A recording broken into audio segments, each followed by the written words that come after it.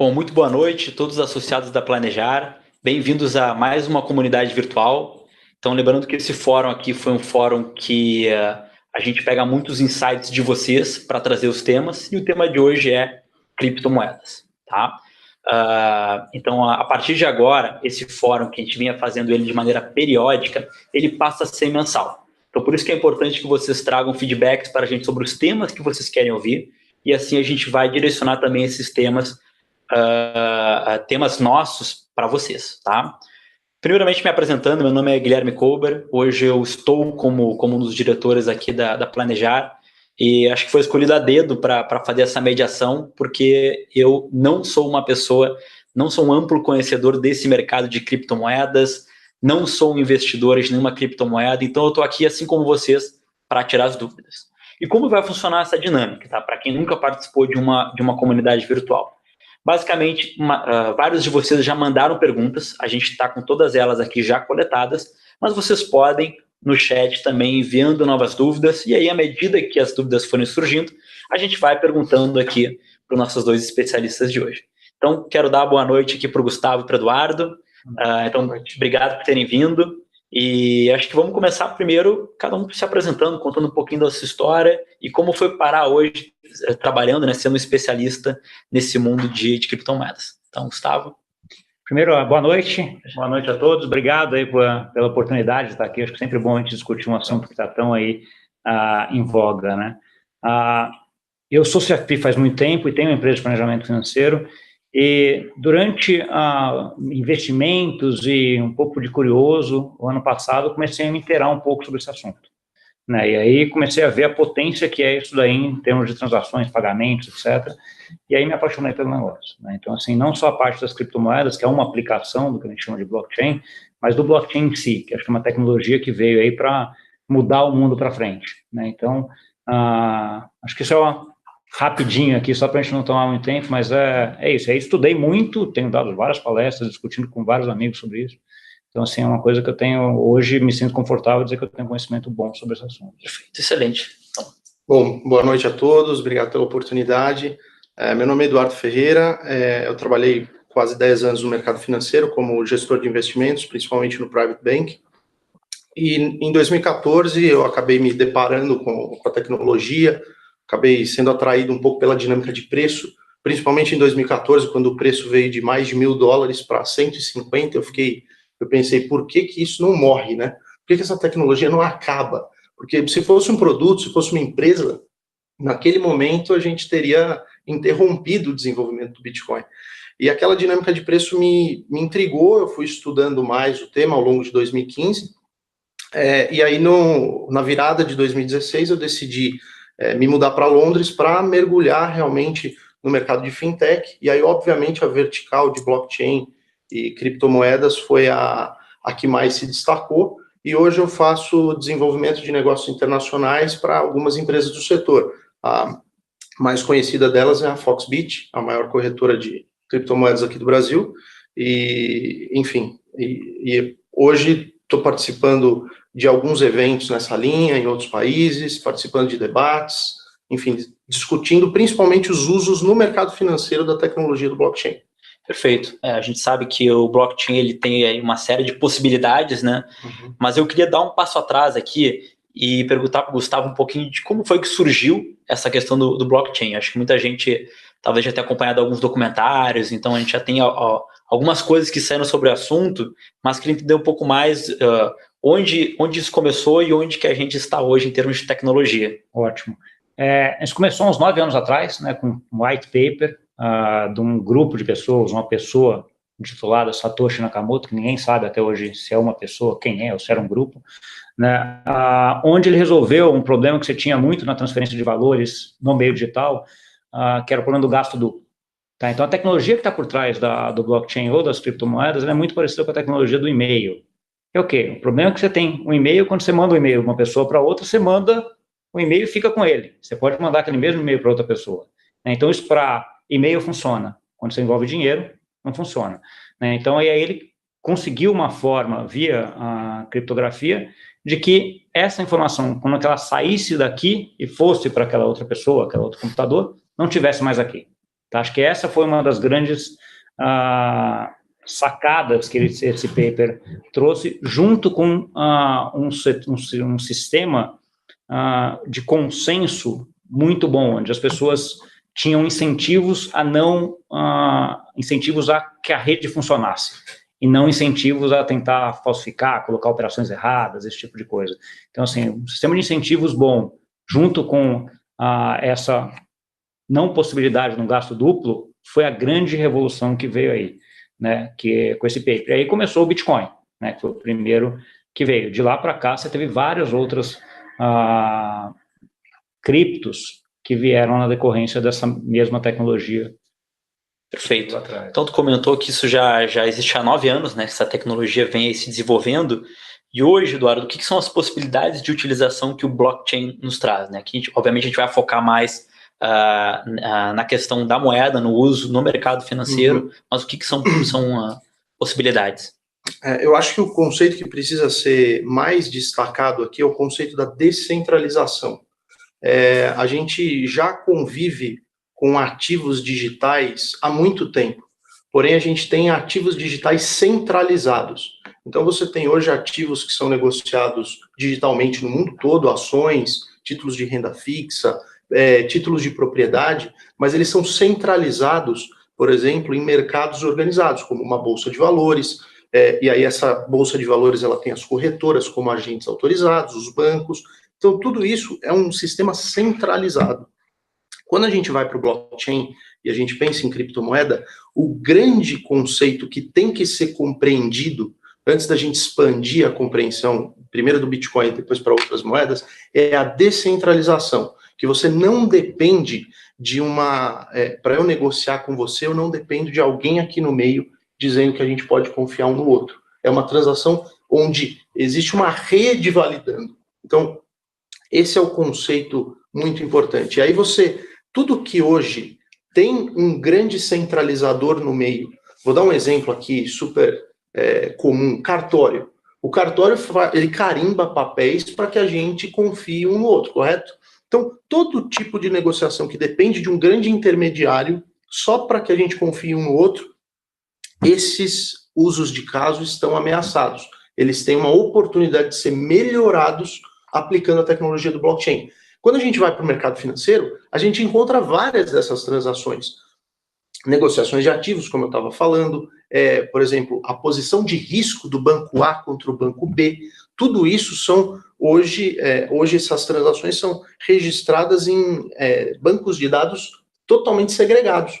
Então, no momento que você tem um sistema que faz com que essas transações não precisem de um conciliador, você ganha eficiência, ganha transparência, diminui a possibilidade de erros, uma série de coisas. Então, acho que descentralização é o nome do jogo. Perfeito. E aí tu comentou dessa validação, né, das transações. Isso que seria o papel da mineração, então, nesse universo? No caso de um blockchain, como é o caso do Bitcoin, que o mecanismo de consenso para que as transações sejam verificadas é o que a gente chama de proof of work, que é a prova de trabalho.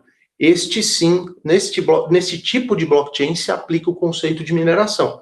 E aí, o token nativo dessa rede é a recompensa do minerador. E você não tem como trapacear na geração desses ativos, né? Porque é uma prova matemática que depende de poder computacional. Então, aí sim se aplica, nesse tipo de blockchain, se aplica sim a mineração. Perfeito. Então, acho que agora entrando numa questão um pouco mais delicada para os... Desculpa, Gustavo, quer complementar? Eu só acho que o exemplo da mineração é um exemplo bastante importante aí dentro do conceito do blockchain do Bitcoin, né? Então, vamos falar do Bitcoin específico, aí cada um tem a sua forma a sua especificidade. Mas a mineração é um negócio assim, você tem como se fosse um modelo matemático, você tem uma capacidade computacional para tentar resolver aquele problema matemático. E o primeiro computador que resolve aquilo, a primeira pessoa que resolve, ganha um prêmio, que é onde se emite o Bitcoin. A emissão do Bitcoin é um prêmio por você ter utilizado a tua capacidade computacional e a tua energia, né, que gasta muita energia também, para registrar aquele bloquinho dentro do blockchain. Então, assim, uma das perguntas muito comuns é onde se cria Bitcoin, de onde vem, né? E acho que o principal ponto é esse, ele vem da mineração, mas a mineração é um prêmio por você ter cedido para o sistema a tua capacidade computacional junto com a energia que você consumiu. Perfeito.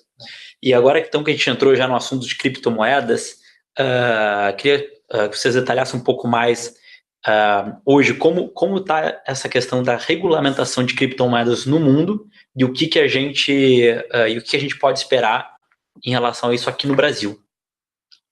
Bom, acho que a gente pode começar falando de uma maneira geral para onde que a regulação está caminhando. Basicamente, o que está sendo regulado são os usos de caso. Então, no caso do investimento em Bitcoin, da compra e venda, necessariamente você passa pela movimentação de moedas correntes. Você passa por depósitos, resgates de dólar, euro, real.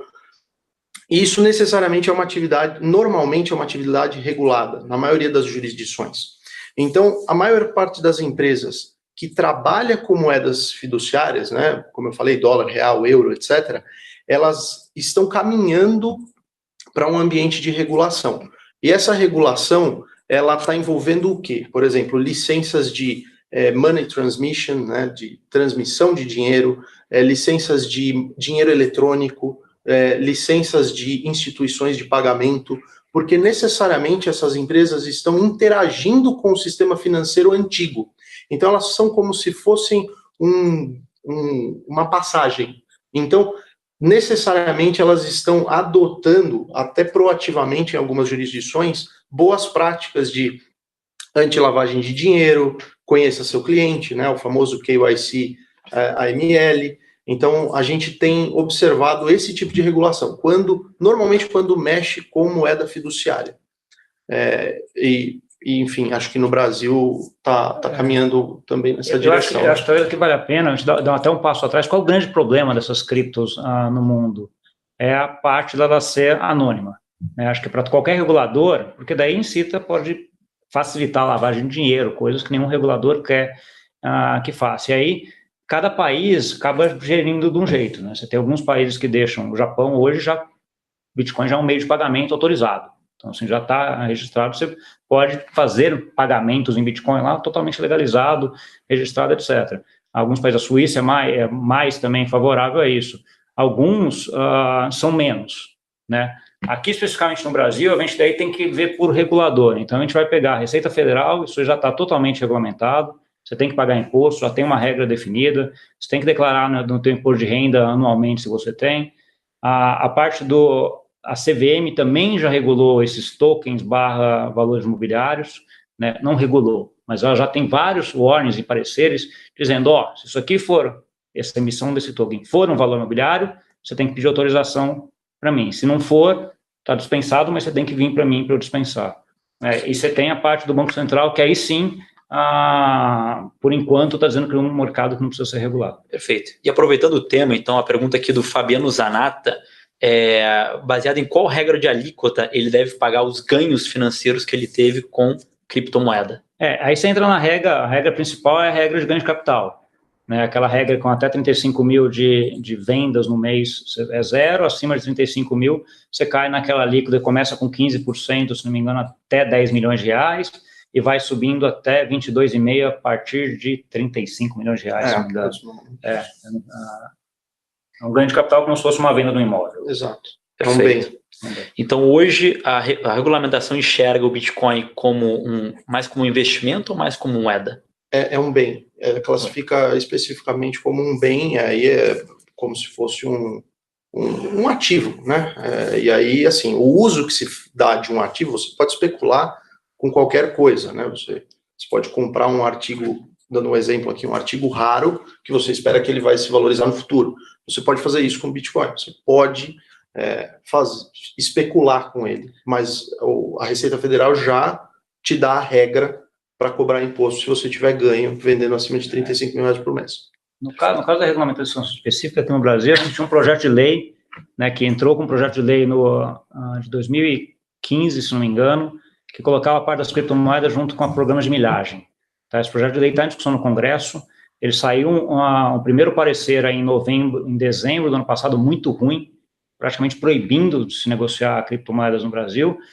todas as entidades que estão relativas a isso fizeram focus grupo, muita gente indo para Brasília e tal, já está isso saindo um projeto de lei mais tranquilo, mas está em discussão no Congresso alguma regulamentação em relação a isso. É um negócio mais amplo, não só Receita, Banco Central e CB. E aí, só para complementar, em cima disso, as empresas do setor têm se organizado na direção de interagir com o regulador como um bloco, no sentido de um mecanismo de autorregulação, propondo uma autorregulação. Então, isso a gente já tem visto uma movimentação. Também temos visto isso em outros países, como no Reino Unido, as próprias exchanges, as corretoras de Bitcoin no Japão, na Coreia, têm se organizado em associações para ter um diálogo mais aberto e uniforme com o regulador. Então, isso deve ser positivo para o ecossistema. Você vai até entrar um pouco nesse ponto, que uma das perguntas muito comuns é como é que eu compro, né? Como é que eu entro nesse mercado? A ideia inicial lá atrás, quando você pega o paper, era se fosse uma coisa peer-to-peer, de pessoa para pessoa, que você não tivesse nenhuma centralização, fosse um negócio totalmente distribuído, que uma pessoa fizesse com a outra. O que você vê, na verdade, no mundo, é que você acaba tendo a negociação disso daí muito concentrado no que a gente chama de exchanges, né, que são as corretoras. Eu coloco corretora entre aspas, porque você tem uma definição de corretora aqui na legislação brasileira que é bem restrita, mas essas corretoras de criptomoedas, onde você vai e negocia. Então, você vai lá e negocia, aí você acaba tendo uma centralização. Essa centralização, para quem é lá daquela ideia mais libertária do Bitcoin lá atrás, é um negócio que não deveria existir, né? Mas, ao mesmo tempo, facilita na parte de juntar todo mundo para ter essa, não só liquidez, mas essa conexão aí do mundo que a gente tem hoje para a aceitação desses produtos, né? Porque é uma coisa muito disruptiva perto do sistema monetário que a gente tem hoje. Perfeito. Então, a gente tem o lado, tem o que proteger o investidor, muito lado do regulador, né? E, ao mesmo tempo, o lado da essência da moeda, que já é algo descentralizada. E aí, só tocou nesse ponto, Gustavo, acho que é legal perguntar, muita gente relaciona as criptomoedas até com a prática criminosa. Isso vem um pouco lá de trás. Como que está essa questão hoje? Essa parte vem um pouco até da origem, né? Aliás, quem tiver interesse sobre isso, tem um documentário na Netflix chamado Deep Web, que é muito bom, que ele conta a história do Bitcoin lá do começo, e conta, e como é que é essa história, só contando rapidinho, você tinha um site chamado Silk Road, que chegou a negociar mais de $2 bilhões ali em coisas ilícitas na Deep Web da internet, e ele aceitava Bitcoins como pagamento. Tá? Esse documentário fala bem, é bem interessante como é que ele coloca isso. Tá? Então, assim, a origem dele no começo foi utilizado muito para isso, mas o Bitcoin como meio de pagamento não é o melhor para se fazer isso. Por quê? Porque você vai ter uma conta lá, que é o que a gente chama de chave pública, que você consegue ver toda a movimentação que foi feita. Você não sabe quem é, ela é anônima, mas você consegue ver toda a movimentação. Só que se em algum momento aquela conta aparecer dentro de uma corretora para fazer venda, essas corretoras identificam essa pessoa. Você tem outras formas de identificar também. Então, assim, para coisas ilícitas, ele deixa muito rastro, né? Então, assim, não é um negócio muito bom. E hoje em dia, eu acho que você tem até outras moedas que são imensas, tem muito mais fáceis para você fazer isso e não o Bitcoin. Tá? Então, o Bitcoin acho que é um negócio que não é hoje para coisas ilícitas. Acho que, aproveitando até o tema, comentou do seriado, então, do Deep Web, o Guilherme Lourenço nos perguntou o que para vocês são dicas de livros, site e fonte de informação que vocês usam. Talvez que eles possam se aprofundar um pouco mais nesse tema. Eu acho que pudesse dar daqui a pouco de 2 a 3 nomes. Um best-seller aí brasileiro, que eu acho que é uma figura muito conhecida no ecossistema de cripto, foi o primeiro livro que eu li de Bitcoin, foi o Bitcoin, Moeda na Era Digital, do Fernando Urich, teu colega, inclusive. Assim, é a melhor, eu acho que é o melhor livro de entrada em português que se pode ler hoje, bem completo. E aí, depois disso, tem um muito interessante, que é o The Age of Cryptocurrency, do Michael Casey e do Paul Vinha, que é super interessante. Ele abre um pouco o leque, além do Bitcoin, fala de outras aplicações. Então, é muito interessante, é um livro de uns 3 anos atrás, antes dessa febre dos ICOs, ele consegue dar uma base interessante sobre usos de caso para o blockchain. E tem outros também, não sei se você tem. Não, livro, sim, eu vou te falar assim, onde eu fui buscar coisa, como é uma coisa muito nova, quando eu comecei a estudar, tinha pouquíssimos livros, hoje você tem uma gama maior de livros escritos, e aí a forma mais os fóruns que discutem sobre isso, e aí, além disso, você vai entrando no ecossistema, que é um ecossistema bastante colaborativo, né? Acho que as pessoas se conhecem, à medida que você vai conhecendo, vendo todo mundo, isso aí ajuda bem. E outra, eu fui para os programas EAD. Então, assim, o que eu fiz? Tem um curso na Coursera, que é um professor de Princeton, que dá um curso sei lá, eu fiz em 3 meses, mais ou menos, explicando todo o mecanismo, o que é hash, toda a parte técnica. Devo ter entendido os 90% da vez que eu vim, porque tem 10% que é técnico, não sou coder ali, então não tenho. E fiz um outro na Khan University, que tem os 2 de graça, também EAD, que era com indiano. Esse eu devo ter entendido uns 75%, porque o indiano era bem computação. Como que é o nome desse último? Khan University. Khan University. Legal, então. Também, ensino à distância, tem um curso na Universidade de Nicósia, no Chipre, que é, na verdade, promovido por um dos maiores especialistas da área, que é o Andreas Antonopoulos. É um curso de 12 semanas, é muito interessante, com 4 horas por semana de dedicação, dá para acompanhar o curso. Ele tem 2 turmas anuais, uma que começou algumas semanas atrás e outra que vai começar agora no segundo semestre. Todo ano tem 2 turmas, que é o Introduction to Cryptocurrencies. Legal. Então, pessoal, só para quem não anotou, acho que vale até depois a gente mandar para vocês por e-mail, mas então, em termos de documentários, a gente tem o Deep Web, a gente tem mais um também, não tem? Banking on Bitcoin. Bitcoin. Né? Banking on Bitcoin, então são 2 documentários que tem no Netflix para assistir. De livros, tem em português o Bitcoin, Moeda na Era Digital, tá, do Fernando Urich, e a gente tem também o The Age of the Cryptocurrencies. E aí, indicação do Gustavo, uma série de fóruns, já que é um meio colaborativo, e cursos EAD do Coursera, Khan University e também da Nicósia, que é uma universidade do Chipre. Eu acho que vale a pena também, tem a Foxbit Educação, tem também alguns cursos rápidos que passam pela parte de, enfim, o que é uma wallet, como comprar, como vender, acho que vale a pena também observar. Acho que vale a gente dar até uma valorizada aqui no local, no Brasil, né? A gente tem vários cursos hoje aqui no Brasil sobre Bitcoin e criptomoedas, da Foxbit é um deles, mas você tem uma imensidade de cursos. Você entrar no Google hoje, colocar curso de Bitcoin, você vai achar vários.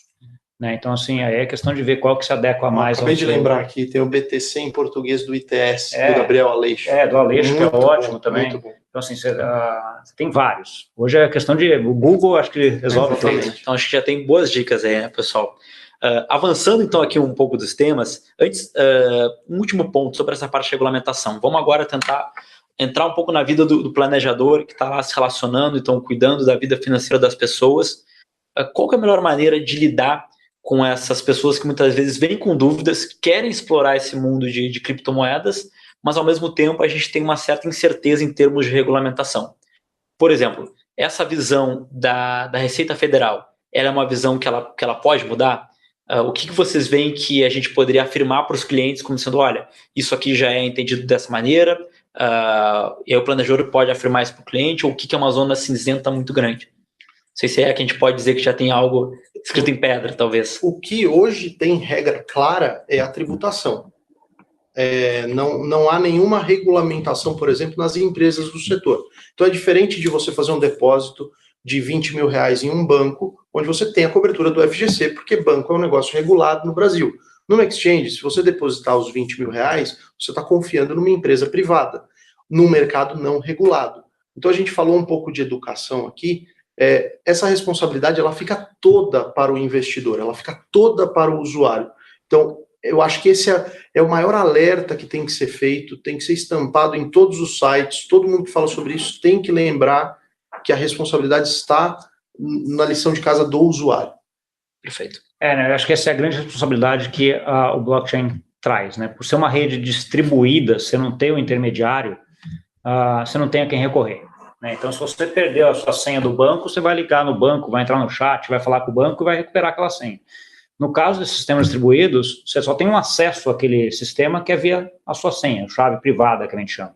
Se você perde aquela chave privada, perdeu tudo, sumiu. Tem várias histórias no decorrer da história do Bitcoin tristes em relação a isso. Então, mas voltando à tua pergunta, acho que a primeira coisa que você vai fazer em termos de investimento, aí vale para qualquer investimento, é se educar.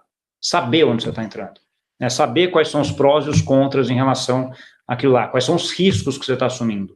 né? Então, isso vale tanto para o investimento pessoal, quanto para o CFP quando vai indicar para alguém. Você tem que estar sabendo o que você está indicando, né? Então, assim, acho que a parte da educação é super importante, ainda mais num negócio que é novo, é bastante disruptivo em relação ao que a gente está acostumado.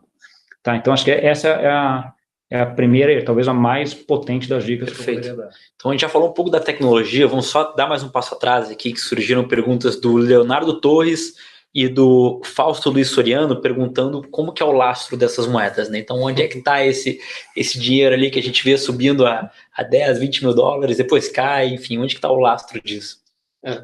Bom, é um tema espinhoso, eu vou dar a partida aqui, depois o Gustavo fala também, mas eu acho assim, eu acho que a gente tem que dar outro passo atrás e se questionar qual é o lastro hoje de qualquer moeda. Se a gente parar para pensar, depois do fim do padrão ouro, a gente já não tem mais lastro em nenhuma moeda. Você tem a confiança em um banco central, que ele vai ser responsável ao imprimir moeda, ao disponibilizar essa base monetária para aquela população, para aquele mercado, e que aquela moeda será aceita numa determinada economia. Então, lastro propriamente dito, que é este copo, ele tem um lastro em uma barrinha de ouro. Isso não existe mais em nenhuma moeda. Com o Bitcoin não é diferente. O que você tem no Bitcoin de diferença, que eu acho que a gente está falando um pouco de valor intrínseco, é pela primeira vez um ativo digital que replica a escassez do mundo físico. Então, se você tem um ativo com essas propriedades que pode ter mais utilidade no futuro, as pessoas naturalmente estão atribuindo algum valor a ele. Super volátil, mas há uma atribuição de valor. Da mesma forma como as pessoas atribuem um valor ao real, com uma expectativa de inflação, uma expectativa de que o Banco Central vai controlar a taxa de juros de forma responsável.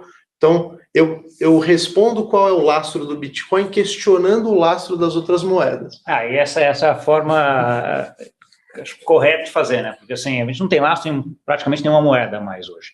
O que a gente tem é uma moeda imposta, na verdade, né? Então, assim, as moedas são impostas. Aqui no Brasil, você é obrigado a aceitar real, né? Independente de qualquer nível de coisa que você está fazendo, em todos os países é desta forma, né? O Bitcoin vem com a ideia de ser uma coisa mais libertária, mas você não é obrigado a aceitar em nenhum lugar do mundo. Ninguém é obrigado a ter nada de Bitcoin, né? Então, assim, você não tem um enforcement nesse sentido. Agora, lastro mesmo na ideia a gente não tem moeda faz muito tempo. Faz um bom tempo. Então, assim, eu costumo falar até, tem o livro Sapiens, do Yuval, que não sei se vocês leram, mas eu aconselho todo mundo a ler. Ele fala sobre a história do Homo sapiens e comenta que o Homo sapiens é o único ser, né, que tem a capacidade de ficção, né? E o que a gente está fazendo aqui é aumentando patamares de ficção, né? Então, se a gente está falando a moeda, quem diz que aquele papel escrito R$50, com aquela carinha lá, com a garopa que tem que ser aceito, é válido? Aquilo é uma ficção, um pedaço de papel, né? Quando a gente está indo para Bitcoin, você está indo para uma mesma ideia dentro do mundo digital, né? Perfeito. Acho que isso responde bem a pergunta também do Fausto Luiz Soriano, né, que questionava, poxa, como que uma coisa criada ali, um código, um dia pode ter um valor tão grande, né, as pessoas atribuírem, mas acho que isso responde bem a pergunta, tá? Gente, a gente tem aqui uma parte, não final, mas assim, já do meio para o final, que a gente vai entrar um pouco mais do criptomoedas como uma classe de ativos, né, uma classe de investimentos. Eu vou só tirar aqui algumas dúvidas. Uma em relação à regulamentação, tá, da Débora, que é o que acontece se, poxa, eu tenho bitcoins, ou alguém da minha família tem, e essa pessoa vem a falecer. Para quem vai esses ativos? E como funciona, já aproveitando, né, o que seria, também existe um imposto sobre transmissão, se a gente vai conseguir recuperar, né, esse ativo, né, esse bem, como vocês mesmos colocaram. Tá, então eu vou tentar explicar por dois passos aqui. Um passo é, de acordo com a forma como acontece a rede Bitcoin, aquele Bitcoin que está lá é de quem tem a chave privada, de quem tem a senha. Tá? Se eu pegar... Aportador. Um aportador. Se eu te passar a senha ou passar para você, esse negócio é seu. Você faz o que você quiser com ele. Acabou. Então não tem... obviamente, quando a gente está entrando para o mundo real, isso é muito complicado, porque se você está declarado aqui no teu imposto de renda e você passou a senha para alguém, não obrigatoriamente na tua declaração do imposto de renda passou para outra pessoa, né? Então, esse é um ponto. Em tese, e aí talvez precisasse de um tributarista para dar uma coisa mais embasada aqui, se você tem um ativo e essa pessoa morre, essa pessoa tem que passar esse ativo para os descendentes ali, né? Então, assim, você tem que pagar todos os impostos necessários como se fosse um bem imóvel, como se fosse um apartamento. Perfeito. Dentro da mesma ideia. Desde que ele tenha a chave. Desde que ele consiga acessar e passar. Daqui a pouco a gente vai ter um agente fiduciário das chaves Sim. Dá para a gente complementar isso, que a gente já vê, por exemplo, no exterior, alguns serviços de custódia de chave privada, justamente para endereçar essa questão de uma sucessão, enfim, um patrimônio de uma família que não quer lidar com os aspectos técnicos daquilo, ter uma custódia regulada. São serviços que vão emergir em torno da tecnologia. Um dos pontos também, essa discussão dessa tecnologia, quando você entra na parte de advocacia jurídica, etc., ela tem ali vários pontos nebulosos. Né? Uma discussão que eu estava com um advogado esses dias sobre isso é a separação. Você imagina uma pessoa que só tem bitcoins, separou. Em tese, se ele separou, ele vai ser obrigado a dividir aqueles bens lá de acordo com o regime de casamento e tudo. Mas se essa pessoa só tem bitcoins, esse negócio é impenhorável. Você não tem, a não ser que ele tivesse numa corretora, que você pode emitir a ordem para a corretora penhorar, se está numa carteira que está no seu celular, aquele negócio, como é que o sistema jurídico penhora aquilo? Então é um negócio que você vai ficar com uma dívida, mas que ninguém consegue acessar. Ninguém então, consegue assim, executar. Então, assim, tem esses pontos de contatos ainda que são bastante obscuros aí nesse sentido. Perfeito. Então agora vamos entrar aqui na visão de quem trabalha mais com investimentos, né? Criptomoedas são ou não são uma classe de ativos? Eu acredito, na verdade, que nós estamos falando de uma classe de ativo emergente. É uma classe de ativo nova, com características completamente diferentes do que a gente está acostumado a avaliar. Então, por exemplo, se você pegar ações negociadas em mercados organizados são um fenômeno relativamente recente. A gente está falando de coisa de mercados organizados grandes, eu estou dizendo assim, como Bolsa de Nova York, etc. A gente está falando de coisa de 100 anos, onde a tecnologia teve um aspecto muito forte na expansão desse negócio. Quando a gente olha para análise desses ativos e recomendação, as metodologias avançaram e progrediram ao longo de décadas. Então, a teoria em torno de recomendação de portfólio demorou muito tempo até ficar madura. Se a gente pensar que o Bitcoin é uma tecnologia com pouco mais de 9 anos e as pessoas estão atribuindo valor como uma classe de ativos de uma forma massificada a uns 3 ou 4, hoje a gente ainda não tem uma metodologia própria para avaliar esses ativos. Mas se eles têm uma utilidade, fatalmente a gente vai ter uma avaliação nessa linha, né? E faria sentido a gente avaliar essa classe de ativos aqui, seguindo a pergunta do Frederico Palmeira, usando até mesmo o desvio padrão da moeda, assim como a gente faz com ações? Desculpa. Eu acho assim, é difícil colocar classe de ativos, a gente precisa dividir um pouco o que a gente está falando de criptomoedas. Então, vamos falar do Bitcoin, assim como sendo uma classe de ativos. Eu vejo o Bitcoin como assim, quando a gente teve o começo do www lá, a internet lá atrás, na década de 80, a gente não conseguia ver o preço daquelas tecnologias, daquela empresa todo dia. Por mais que você quisesse investir, você não tinha acesso, não tinha como. A grande vantagem do Bitcoin, da rede Bitcoin, que é uma rede também de software, é que você pode investir e pode ver ela flutuar todo dia. Pode ser que dê certo, pode não. Se a gente pegar ali a década de 90, que você teve as .com, teve um monte que quebrou, e teve a Google, que hoje é gigante, e várias outras aqui. Então, só que naquela época você não conseguia fazer. A vantagem hoje que a gente está vendo o aparecimento dessa tecnologia, a gente pode colocar algum dinheiro ou ver isso, mas isso aí é uma volatilidade enorme. Então, assim, eu tenho um pouco de dificuldade de ver ela como sendo uma classe de ativo. Ela é uma tecnologia que terá um futuro grande, que quem acertar qual que vai ser pode ganhar muito dinheiro, com certeza. Perfeito. Só complementando, por exemplo, você perguntou sobre desvio padrão. Você até pode tentar colocar métricas de desvio padrão, correlação com outras classes de ativos, mas como o mercado é muito recente e a liquidez massificada é algo ainda mais recente, a gente está falando de 2 ou 3 anos que esse mercado negocia perto de 5, 6 bilhões de dólares por dia, ou seja, é nada, é um erro de cálculo quando a gente compara com outras classes. A gente não tem relevância estatística para, de fato, atribuir uma correlação e afirmar que é um ativo com potencial X ou Y de valorização ou de risco. Então, você pode usar essas metodologias mas elas podem você pode mirar ali e acertar aqui, entendeu? Porque realmente você não vai ter uma relevância muito forte nesses dados. E aí, complementando, o Felipe Pereira perguntou aqui antes, até pra gente, se existe algum melhor método para fazer uma valuation de uma criptomoeda, né? Eu entendo que os métodos estatísticos talvez eles não funcionem, porque eu não tenho, enfim, o tempo necessário para isso. Então, é possível se fazer um valuation? Assim, eu acho que você pode tentar, por exemplo, analisando cada ativo pela sua utilidade esperada. Então, por exemplo, você pega aquele ativo e fala, para que eu posso usar Bitcoin hoje? Então, a gente tem essa discussão frequente com alguns colegas do mercado, etc. Então, você pode, por exemplo, fazer o seguinte, olha, eu acho que o Bitcoin é o ouro digital. Então, você olha para o mercado de ouro hoje. O mercado de ouro é avaliado em 7 trilhões de dólares, correto? O market cap do Bitcoin hoje está na casa de 150 bilhões. Então, é uma fração desses 7 trilhões. Se você disser que o Bitcoin é de fato ouro digital e só usar essa utilidade e falar assim, não, o Bitcoin em 2 anos vai ter 20% do mercado de ouro como reserva de valor, como um ativo não correlacionado.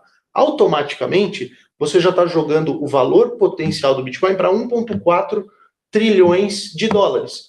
Como a oferta de Bitcoins ela é finita, nesse tempo que atingiria esse valor, você simplesmente faria uma divisão do número de Bitcoins em circulação, você chegaria no preço-alvo. Isso é preciso? Obviamente que não. Pode ser que esteja a 5 trilhões, pode ser que continue nos 150 bilhões, mas é algo que pode te dar uma indicação.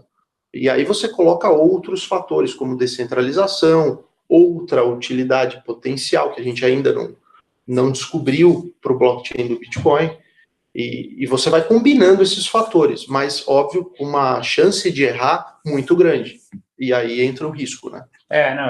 Eu sinceramente, tenho uma dificuldade muito grande para achar precificação. Acho que o Bitcoin, especificamente, ele é muito concentrado em poucas carteiras, né? Você tem poucas pessoas que detêm muito da quantidade de Bitcoin já emitidas, né? Então, assim, ele é muito suscetível hoje ainda a manipulações, por mais que a liquidez esteja aumentando. Uhum. Então, assim, se usar os mecanismos atuais de valuation que a gente tem, eles não são aplicáveis quase, que é um pouco do que você estava comentando. Então, assim, é muito difícil achar um valuation dele. O que eu acho, assim, obviamente, à medida que as pessoas acabam usando ele mais como meio de pagamento, ele acaba se popularizando mais e o preço, em tese, tende a subir, até pela quantidade ser finita. Né? Mas é um monte de CISA aí no meio do caminho. Né? Então, o que a gente viu, por exemplo, no final do ano passado, foi aquele hype de todo mundo quer ter Bitcoin. Né? Ele saiu ali lá fora em coisa de 1 mês e meio, ele saiu de 10 mil dólares para 20 mil, dobrou em 1 mês e pouquinho, assim, né? E depois, daí, janeiro, fevereiro, ele caiu pela metade em coisa de 2, 3 semanas.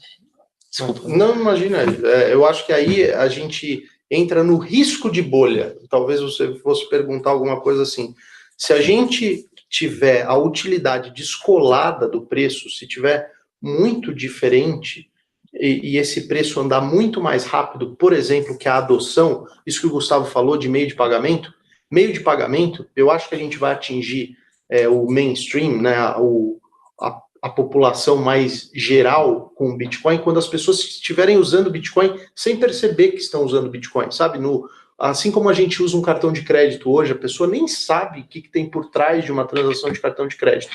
Isso vai massificar o uso. E aí estaria mais alinhado com essas subidas rápidas de preço. Esse é o risco. Então, acho que a utilidade, o preço tem que andar junto com a adoção, senão a gente corre o risco de ter exageros no preço. Acho que a gente vai ver isso repetidas vezes. Euforia, movimentos de euforia e correção. Perfeito. E hoje a gente sabe que, a gente falou muito de Bitcoin aqui, né? Mas a gente sabe que existem mais de 1.000 criptomoedas. Me corrijam se eu estiver errado. Vou colocar vocês numa sinuca de bico. Se vocês tivessem hoje que investir em uma criptomoeda, obrigatoriamente investir em uma criptomoeda, qual seria a escolha de vocês e o porquê? Essa pergunta é uma pergunta difícil. Eu tenho alguns investimentos em criptomoedas, tá? Eu hoje estou sem nada de Bitcoin, por exemplo. Já faz uns 4 meses, não peguei nem a alta nem a volta. Então, assim, está feio, mas se pegar a correlação entre essas 1.500 criptomoedas, ela é muito alta. O que quer dizer isso? Quando o Bitcoin subiu, todo mundo subiu, quando o Bitcoin caiu, todo mundo caiu. Então, você teve um movimento dentro do segmento muito parecido. Então, por mais que a diversificação, em tese, deveria ajudar, ela ajudou pouco, tá, nesse cenário. E você tem aí você tem as subcategorias dentro do mercado cripto, né? Você tem as criptos que querem ser, eventualmente, uma coisa mais parecida com uma moeda, que é a ideia do Bitcoin. Você tem os tokens, que são mais a ideia de valor mobiliário, onde você está investindo numa startup, por exemplo, numa ação de uma startup. Né? Você tem outros que são só tokens mesmo, como se fosse um programa de milhagem. Você tem vários casos de uso dentro de todas essas categorias. Então, é difícil falar. Eu tenho algumas preferências, tenho alguns investimentos, eu prefiro não comentar aqui. Perfeito. Bom, eu já vou mais para uma abordagem um pouco mais fundamentalista nesse setor. Por mais que seja difícil encontrar fundamentos, eu estabeleci alguns critérios, como, por exemplo, descentralização, utilidade atual contra a utilidade potencial. Então, hoje, se você me perguntar qual é a minha principal escolha para recomendação e também para minha carteira pessoal, é o Bitcoin. Porque eu acredito que o Bitcoin ele tem um fator muito importante que é a descentralização. Todos esses outros projetos que vieram após o Bitcoin, eles não têm a mesma descentralização do Bitcoin. Em que sentido eu digo isso? Se você pegar todos os ICOs, essas novas moedas que foram emitidas, sempre existe um emissor por trás delas. Sempre tem uma empresa por trás delas que eventualmente pode ser coagida por um governo, pode ser pressionada em alguma direção. Esse protocolo pode fazer uma coisa, pode fazer outra, enquanto no Bitcoin você não tem essas figuras de centralização. Aí, se você pensar no desenvolvimento da tecnologia, hoje, a abertura, por ser um protocolo de código aberto, open source, você tem literalmente um exército de desenvolvedores brilhantes pensando em como melhorar a tecnologia. E ninguém precisa pedir permissão ou ser contratado para contribuir com o Bitcoin. Você simplesmente pode contribuir lá no GitHub, se você for um desenvolvedor talentoso, você pode fazer uma proposta de mudança nesse protocolo. Então, descentralização, para mim, é fator chave que faz com que o Bitcoin, na minha opinião, seja o ativo criptográfico mais robusto. Em segundo lugar, eu pensaria no Ether, que é o token nativo do blockchain do Ethereum. Que ele peca um pouco nesses aspectos de descentralização, na minha opinião. Eu acho que ele é mais vulnerável que o Bitcoin. Se você pensar, por exemplo, na Ethereum Foundation, existe uma entidade. Existe uma entidade lá no Crypto Valley, lá em Zug, onde ela pode ser coagida por um governo, não sei se vai, mas ela pode. A gente sabe o nome das pessoas que têm bilhões de dólares em Ether, que foram as pessoas que participaram da criação do projeto. Então, isso, na minha opinião, é uma vulnerabilidade. Porém, eu acredito que o Ether tem uma utilidade muito forte em relação a aplicações descentralizadas. Ele é o que a gente chama, né, um supercomputador descentralizado, né? Então, de uma forma simples, até dividindo aqui um percentual, seria 80% Bitcoin, 20% Ether, uma carteira mais diversificada. Então, já que tocou nesse assunto, então agora olhando para uma alocação global. Eu tenho um cliente conservador, então uma pessoa de 30, 35 anos, que quer entrar nesse mundo. O que seria esse percentual de criptomoedas dentro de uma lógica, de uma carteira de investimento? Bom, um percentual aceitável, digamos assim. Como a gente, aí, pensando no planejador financeiro, acho que é importante voltar um pouco para o básico, que o mandato do planejador financeiro, na maioria das vezes, ele é de preservação de patrimônio. O mandato do planejador financeiro não é fazer o cliente ganhar dinheiro com dinheiro, a não ser que o cliente peça e esteja adequado a esse tipo de risco. Então, eu inverto a pergunta. Como é um ativo que a gente não consegue aplicar as metodologias tradicionais de recomendação, correlação, etc., a pergunta que se deve fazer para o cliente é a pergunta difícil.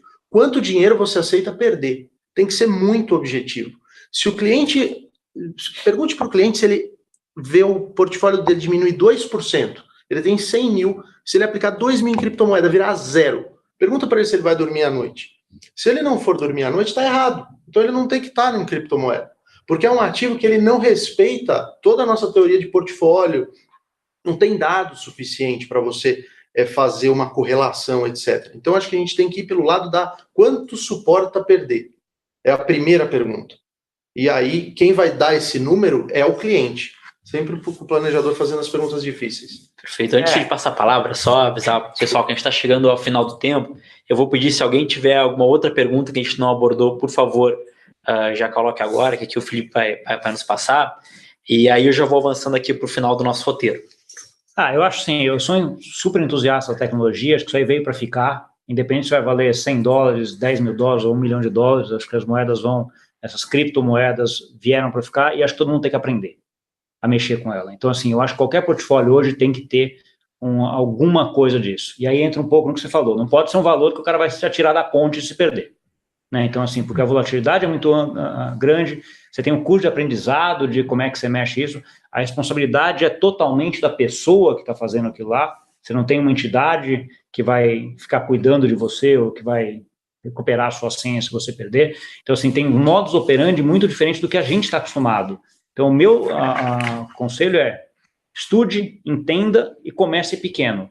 Vai colocando algum valor, que é aquele valor que não vai te fazer ficar triste se você eventualmente cair a zero, cair 50%, 60%, que nem caiu de dezembro para cá. Acho que é um pouco essa ideia, mas faça, estude e faça alguma coisa, porque esse negócio veio para ficar. Perfeito. Só um último comentário em relação a isso. Dado o tamanho da volatilidade do ativo, como aconteceu em dezembro, que chegou a corrigir 85%, de $20 mil, a gente bateu 5%, até um pouco menos que isso em alguns mercados. Eu acho que o que se deve fazer é uma estratégia de preço médio, assim como se faz com qualquer outra classe de ativos de risco, como ações, títulos de renda fixa mais arriscados. Faça um preço médio, onde você captura a tendência, sempre se perguntando se aquele volume é suficiente ou não para você, em caso de uma correção brutal. Então, acho que é essa a lição. E a educação, como o Gustavo falou, é primordial. Legal. Então, as últimas perguntas chegando aqui. Pergunta da Lavínia. Então, um abraço para a Lavínia. Como que a gente pode entrar na rede de mineração?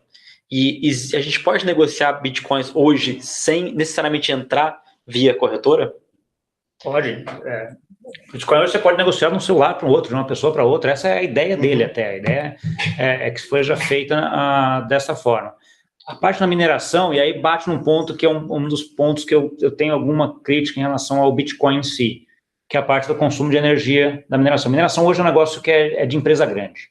Não adianta você querer entrar porque você não vai ter a capacidade computacional para concorrer com a mineração. Tem dois grandes custos. Um é o custo do hardware, de você comprar aquele computador ou aquela placa de vídeo, um sistema para fazer a mineração, e o custo de energia, né? O CAPEX e o OPEX daquilo ali. Então, assim, hoje você está concorrendo com caras que têm fábricas gigantes na China ou no Paraguai, aqui do Brasil, perto do Brasil, que tem energia de graça, ou muito mais barato do que a gente. Então, assim, não é um processo que hoje vale a pena você começar pequeno. Então, acho que perfeito, respondeu. E outra pergunta aqui do Fernando, pode existir fusão entre criptomoedas? Esse é um tema, assim, que daria para a gente fazer 1 hora de papo só por conta disso, que na verdade seriam protocolos absorvendo funcionalidades de outros. Em tese, uma fusão entre moedas, ela seria pouco provável.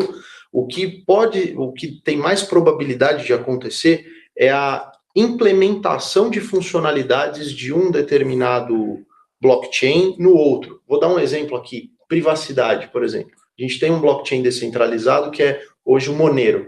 Monero, de uma forma diferente do Bitcoin, você não consegue fazer o rastro, pegar todo o rastro de uma transação. Essa funcionalidade, ela poderia ser aplicada no blockchain do Bitcoin, por exemplo.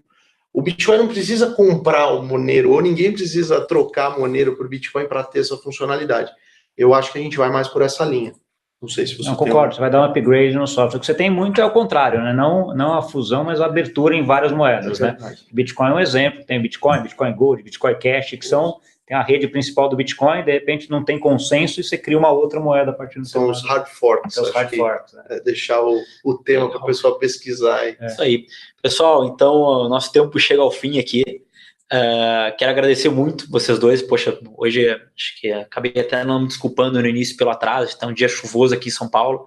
Acabou que a gente teve uma dificuldade até para chegar aqui, mas no fim deu tudo certo. Agradeço ao Gustavo, agradeço ao Eduardo, agradeço a todo mundo que participou. Acho que dúvidas a gente pode enviar nos nossos fóruns, a gente pode circular talvez algum material junto com todo mundo que participou, né? Então, é isso. Uma boa noite a todos e até a próxima.